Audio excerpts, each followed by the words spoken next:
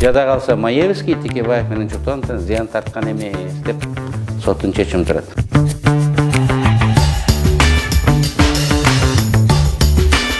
Ошондон кийин соттор карабай койгон, жогорку кеңеш чечпей койгон, баягы тарап бергендей. Анан мамлекетке өттү Мегаком.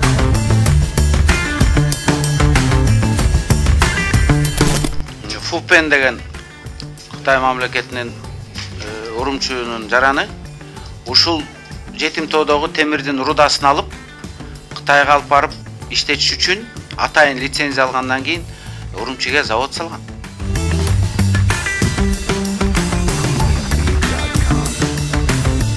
Бул жетим тоо дагы ошондой да. Четинен эле казып эле сырьёсун ошол эл аралык дүйнөлүк баа менен сатсаң эле ошондо бир жылда биздин эсеп боюнча бир жылда 1 миллиардка жакын долларынан кутулуп койсок болот. Саламатсызбы, Өмүрбек Чиркешевич. Жакында эле Садыр Жапаров 7 каналга интервью берип атып, Текебаев Маевскийден Мегаком боюнча 1 миллион доллар алган. Аны элита дагы билет, мен керек болсо далилдеп берем деп айтты. Мегаком боюнча, баягы Маевский боюнча 1 миллион доллар алганы боюнча. Бул 1 миллион долларды алган Маевскийден. Алганы анык. Муну бардык саясий элита билет. Депутаттар бардыгы билет. Керек болсо мына Кулов дагы билет. Кулов калп десе мына Өмүрбек Суаналиев тастыктап берет. Мен да тастыктап берем. 3 жылдан бери соттун жүрүшүнө күбө болгон көпчүлүк эл да билишет. Бул жерде тергөөнүн айтканы жалган экенин, Маевскийдин айтканы жалган экенин. Бирок Садыр Жапаровдун бул кескен айтканы сиздин сотуңузга таасирин тийгизбейби? Садыр Жапаровдун бул айтканы жоопкерсиздик деп эсептейм.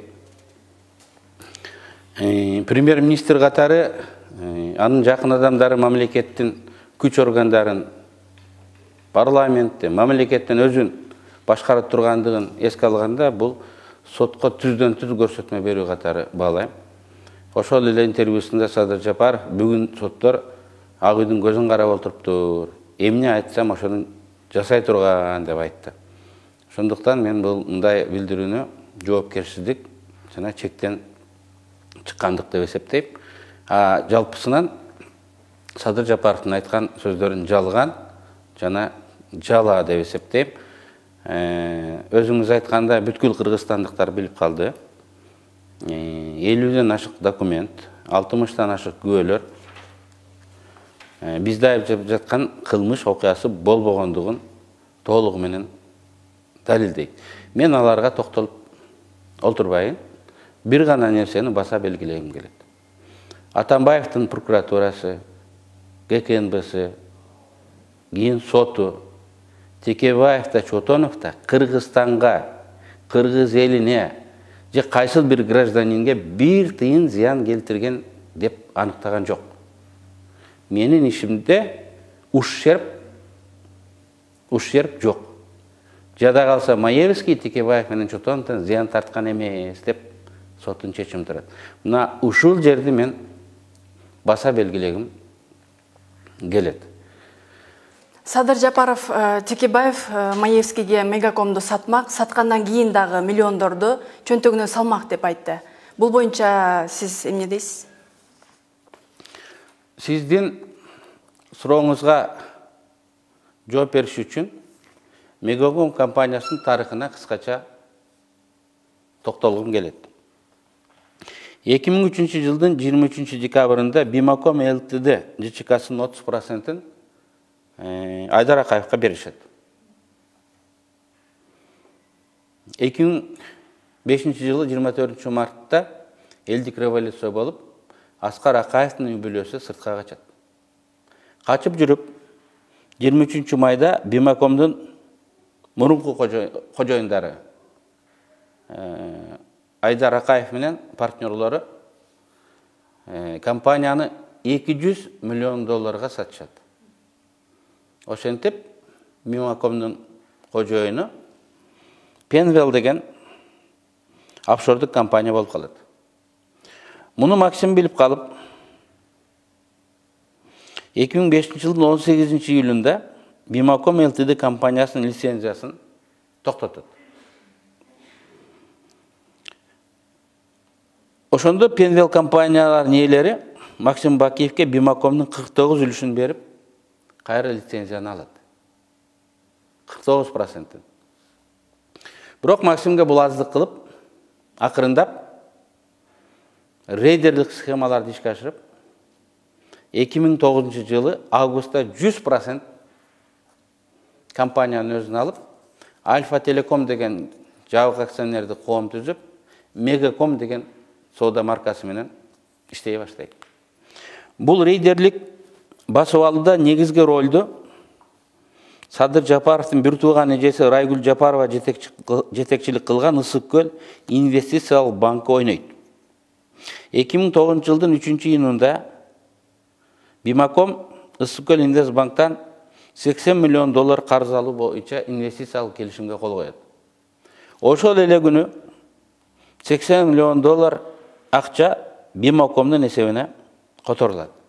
Эң кызыгы, ошол эле күндөрү белгисиз бирөө Абылова Алмаз Темирбековичтин атына жазылган жалган паспорт менен Ысык Көл Инвестбанкынан $80 миллион нак акча түрүндө чыгарып кетет. Мен банкирлер менен сүйлөштүм. Чоң бул кичинекей Ысык Көл Инвестке окшогон кичинекей банкта эмес, чоң банктарда $80 миллион нак акча даяр турбайт. Биз $1 миллион нак акча сураганда эле чаң тополоң түшүп калабыз. Аны улуттук банк билет, улуттук коопсуздук комитети билет, финансылык кызматтар билет. Анын $80 миллион ал банкта болбош керек эле. Аны чыгарып кетип атканда дагы республикалык деңгээлде чуу чыгат. Анткени Бимакомдун офиси Бишкекте. Банкир звонок кылыш керек. Эмнеге силер наличный алып атасыңар деп. Мындай чоң компаниялар перечисление менен гана иштейт. Нак акча менен дүйнөдөн барып оборудованияларды сатып албайт. Звонокто кылышкан эмес, баары шектүү. Ошондо $80 миллион жок болот. Ысык Көл Инвестбанкы акча жок болгондук жоголуп кетти деген шылтоо менен Бишкек райондор аралык сотко келишимди жокко чыгарып, Бимаком ЛТД $80 миллион акчаны кайтарсын деген талап менен кайрылат. 2009 жылдын 15-июнунда дароо эле Бишкек райондор аралык соту банктын талабын канааттандырат. Ал эми бир жумадан кийин 22-июнда Бишкек шаардык соту райондор аралык соттун чечимин күчүнө калтырат. Кыскасы, Бимаком акчаны кайтара албай калып, банкрот деп жарыяланып, ошол жылдын 7-июлундагы соттун чечими менен анын мүлкү сатыкка коюлат. Мүлктү арзан сатып алып, Максим Бакиев жаңы Альфа Телеком деген сотовый компанияны иштете баштайт. Эми бул жерде рейдерлик захват ар дайым бийлик органдары, ошонун ичинде сот катышат. ГКНБС көзүн жумса, Улуттук банк көзүн жумса, Финразведка көзүн жумса, соттор дароо аткарып турса, Ысык Көл Инвестбанктын башчысы Жапарова негизги ролду ойноп сотторго кайрылып атса, бул рейдерлик захватты ошол кездеги коррупцияны алдан алуу агенттигинин комиссары Садыр Жапаров билбей калат беле. Буга эч ким ишенбейт. Экинчи суроо ушундай ал кезде анын баасы 300 миллионго көтөрүлүп калган. Компанияны бирөөгө алып берип аткан, кызмат көргөзүп аткан адам бекер кылабы? Урда алып кеткен $80 миллион ким канчадан бөлүп алгандыгы жөнүндө азырга чейин уламыш кептер айтылып жүрөт. Бирок мен айтайын деген негизгиси бул эмес.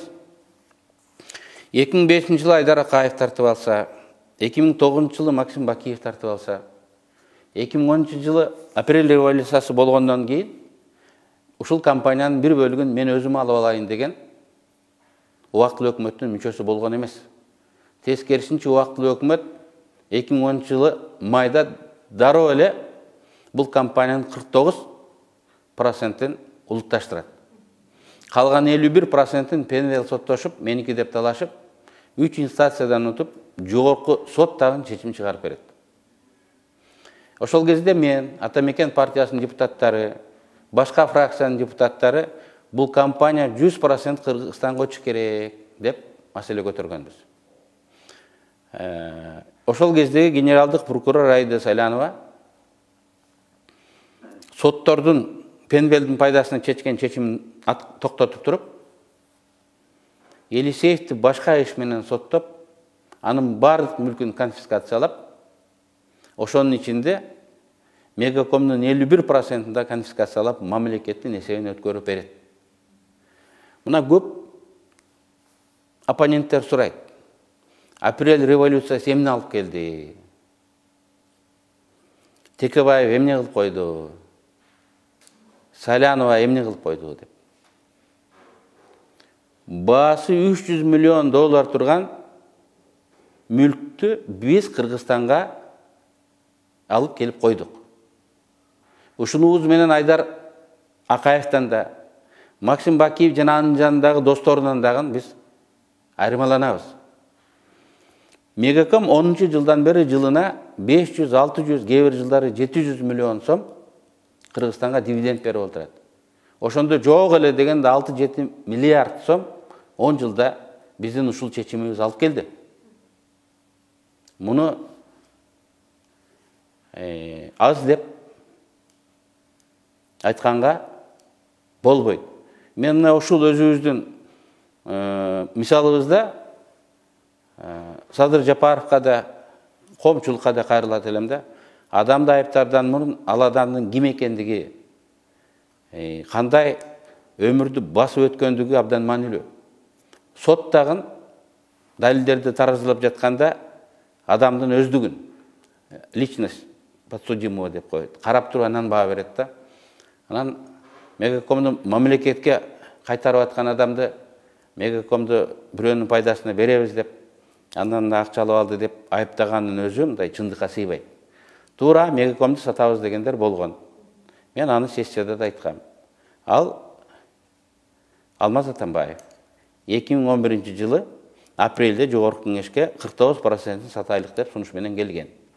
Кийин биз 100% мамлекетке кайтаргандан кийин 100% сатамын деп 4-5 жолу мен түрмөдө жатканда аукционго койду. Баасы 2 эсе арзандады. Бирок эч ким алган жок. Эгер Маевский ушундай эле сатып алгысы келсе, 4-5 жолкусунда келип арзандаган Мегакомду сатып алат эле да. Ошондуктан бул айыптардын бардыгы кыргызча айтканда суу кечпейт. Дүйнөдөгү эң ири гендердин бири бул биздеги Нарындагы Жетимтоо гени, темир гени. Бул кенди Кыргызстанга кайтарууда, 100% Кыргызстанга кайтарууда дагы Атамекен партиясынын, фракциясынын ролу чоң да. Ушул боюнча айтып берсеңиз. Кыргызстандын акыркы 20 жылдык тарыхында 2008-2009 жылдары коррупция туу чокусуна жеткен экен.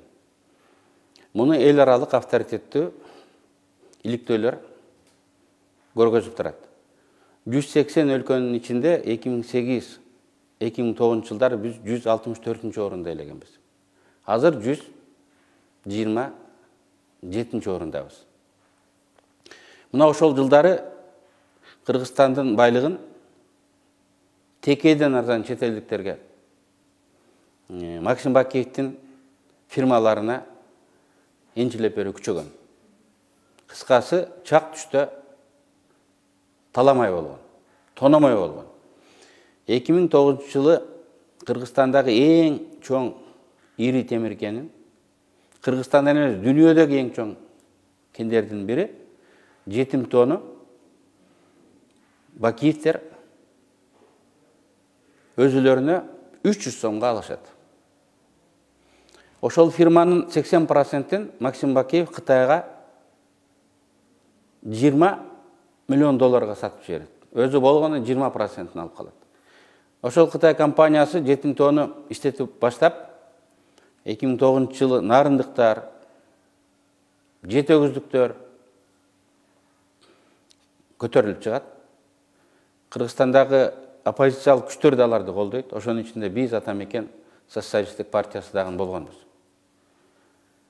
Бирок элди Бакиевчилер тоотпойт. Жетимтоонун запасы 5-6 миллиард тонна темир. Bunun baası 80-100 milyard dollar. Bu kumtörden de çoğun. 80-100 milyard dollar.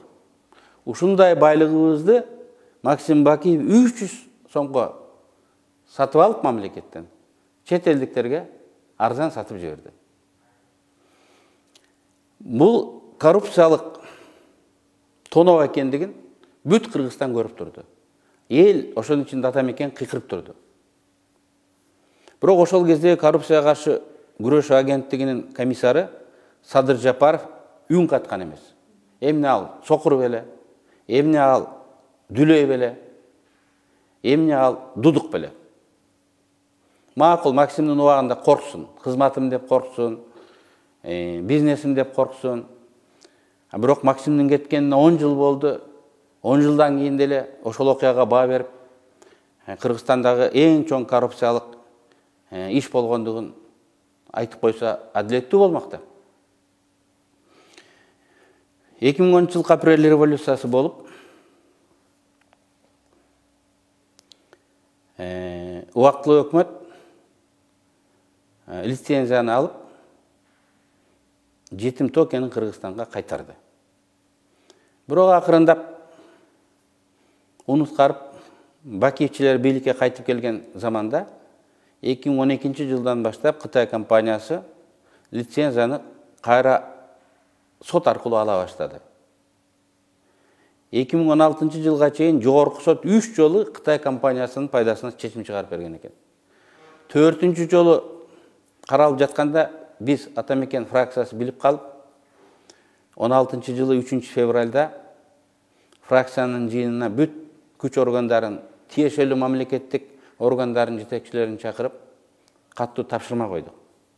Керек болсо ушундай чечим чыгарган судьяларды чыккынчы катары камаш керек дегенге чейин барып, 16 февралда жогорку сот Кыргызстандын пайдасына чечим чыгарды. Ошентип, жетим тоокени Кыргызстанга биротоло кайтып келди.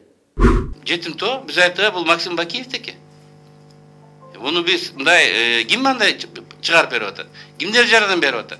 Муну биз иликтешибиз керек да. Мен муну эмне үчүн бул тарыхты айтып атам да. Вахадды Сулайманов туура айтты. Соттор жөн чечим чыгарган жок. Жогорку сот кайра эле өжөрлүк менен 3 жолу чечим чыгарып атпай, карап ушуну чечип бергиле депчи. Болгон бир эле шылтоо тиги компания биз уккан эмеспиз деп айтып атат. Укпаса кантип сотко берди деген косвенный мындай далилдер, фактылар дагы бар да. Укпаса кайдан берип атат. Анан Юлиана Пак менен Гладышев качып кетишсе, Кыргызстанда жок болсо, алардын артынан кууп аны тапшырганга да мүмкүнчүлүк жок да. Анан алар доверенность берген адам келип сотко берип, акча менен утуп Кыргызстандын көзгө басар байлыгы 100 миллиард доллар деп турат. Муну интенсивдүү иштетсек, мен справочный материалдар 200 жыл иштетет экенбиз. 200 жыл ошол жерде жумуш ордун болот. Канча мындай Кыргызстанга мындай пайда алып келет. Бүтүндөй бир регионду, Нарын регионунун тагдырын өзгөртө турган. 2009 жылы декабрда лицензия берилет. 70%-тин бир бөлүгүн 25 миллион доллар акчага Максим Бакиевтер сатат. Учредитель Гладышев менен Пак. 3 айдан кийин революция болот. Ошон үчүн алар ойлогон максатына жетпей, жанагы сиз айткандай 1 жылда жасай турган ишин жасай албай калат. Бирок 2-3 жылдан кийин өзүнө келишет. 12 жылдан баштап соттошо баштады. 2 жылдан кийин өзүнө келишет. Анткени аларды колдогон адамдар парламентте пайда болот. Анткени аларды колдогон адамдар Бакиевчилер барып госгеологияны жетектейт. Ошончо байлыкты кайра кайталап алууга мындай мүмкүнчүлүк бар экенин көрүп, жанданып сотко өзлөрү Кыргызстанга келе албаса да ишенимдүү адамдар менен мындай сотко берип, мындай ишти утуп алып атат.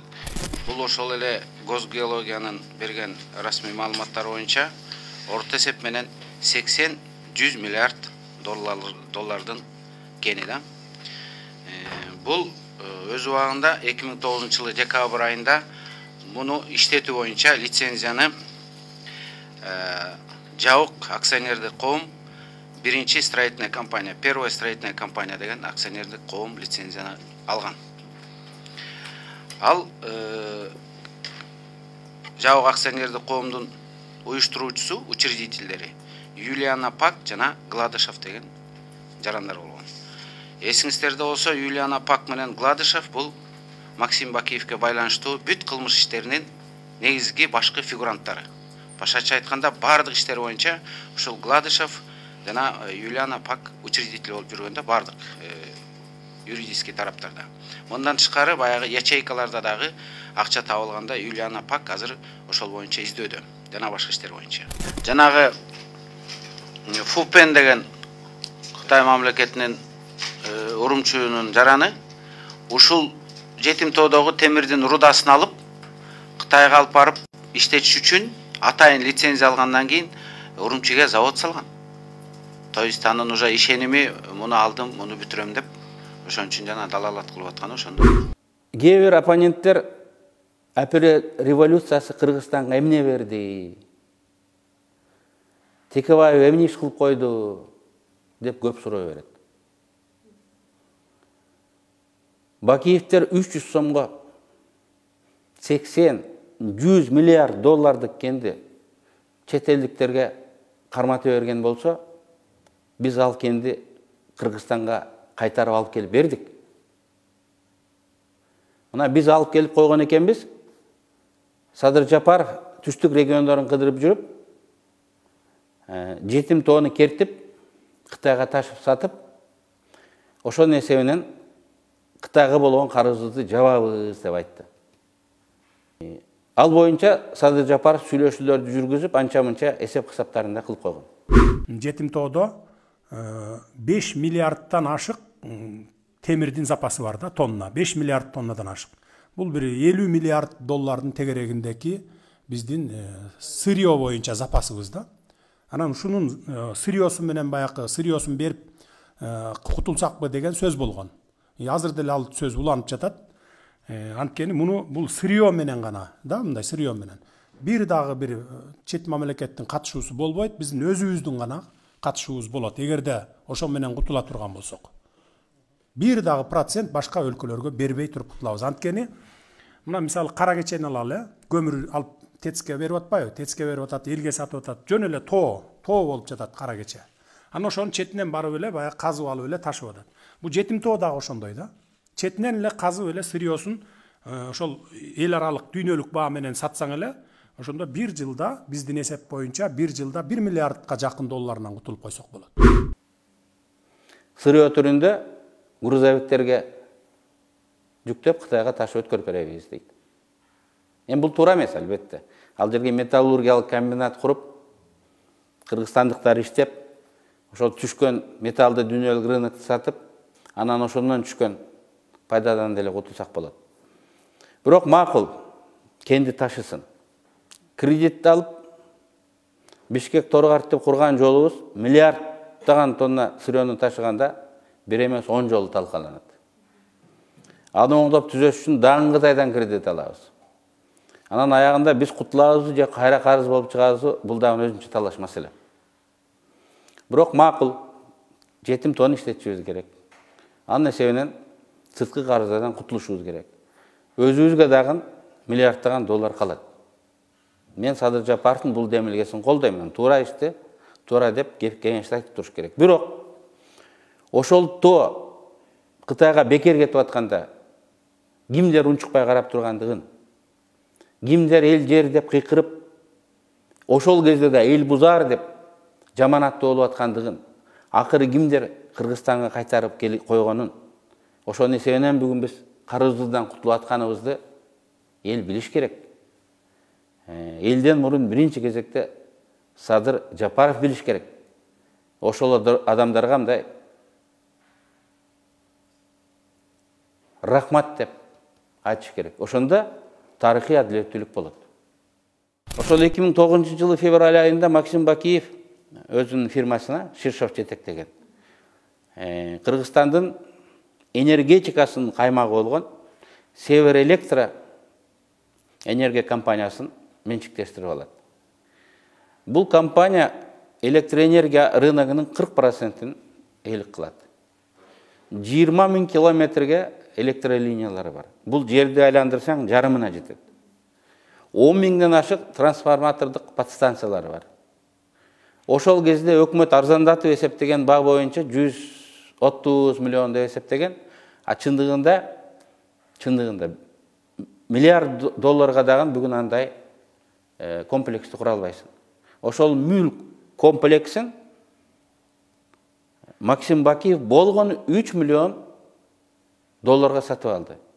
3 миллион доллар Максим Бакиев алып алган Скрябина көчөсүндөгү номер 44-чү 1 гектарга жеткен жердин баасы бүгүн 3 миллион доллар. Андай участоктары канча?